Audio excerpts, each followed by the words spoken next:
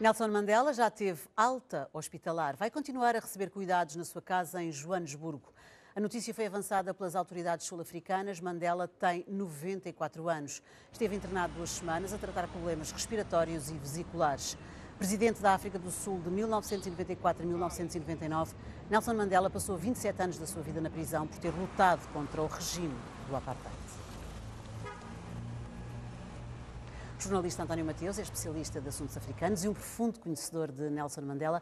Boa noite, António. O que é que representa politicamente para a África do Sul esta alta de Mandela que, apesar de tudo, está afastado da política, mas continua a ter um peso muito forte? Ele continua a ser uma referência não só a nível político, mas especialmente humano. Ele é um pilar de valores, cujo valor já transcendeu as fronteiras da África do Sul. Bastou ver a atenção com que todo o mundo seguiu esta fragilidade do seu estado de saúde para avaliarmos bem a importância que ele tem para todos nós. Para os sul-africanos, concretamente, é mais uma esperança para a vida complicada que muitos deles têm e para alguns conflitos que a espaços vão surgindo no país? Eu recordo que a África do Sul é o maior produtor mundial de ouro e de platina, portanto, numa altura em que o mundo está a atravessar uma fase tão complicada no aspecto financeiro, a estabilidade da África do Sul é bem mais próxima do que aquilo que se imagina.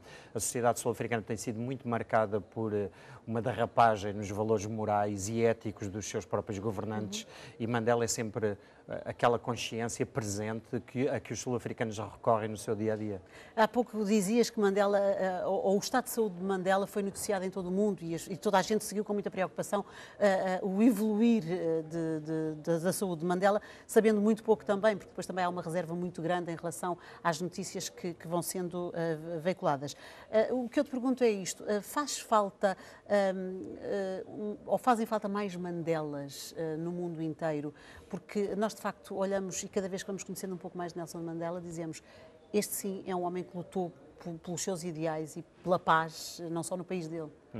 Sem dúvida nenhuma, porque Nelson Mandela costumava-nos dizer aos jornalistas que o acompanhávamos que uma pessoa deve governar como um avô.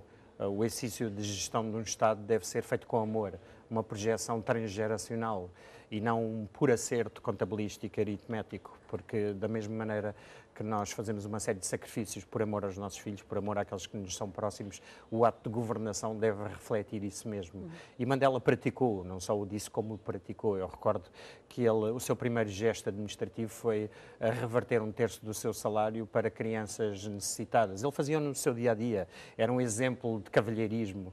Todos aqueles pequenos gestos que nós esperamos de um pai, de um avô, estão refletidos nele. Aliás, é bastante significativo. Peter Gabriel, essa referência do rock, disse que se a humanidade pudesse escolher um só pai, esse homem seria Nelson Mandela. Nelson Mandela tem 94 anos, o estado de saúde do antigo presidente sul-africano é de facto muito frágil. Os sul-africanos ainda se mantêm naquele equilíbrio de ter a referência Mandela porque está vivo?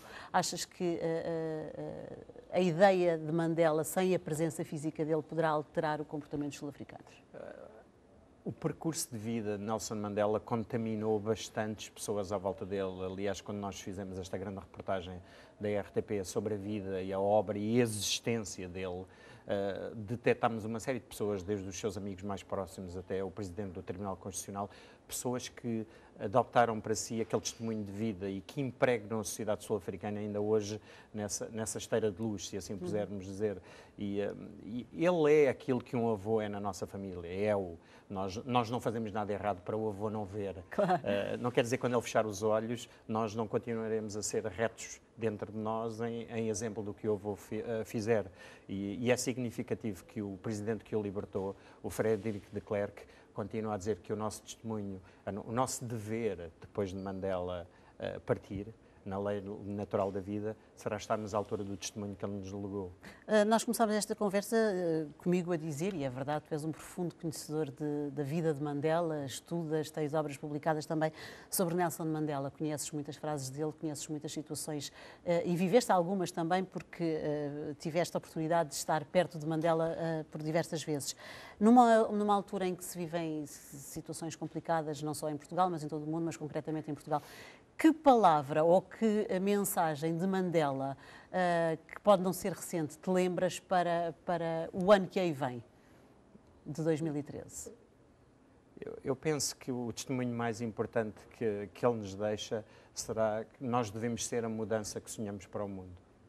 Nelson Mandela vai ficar sempre, esteja em casa, esteja internado, vai ficar sempre como uma referência mundial e como um símbolo da paz. António Mateus, muito obrigada por ter estado connosco neste jornal. Boa noite.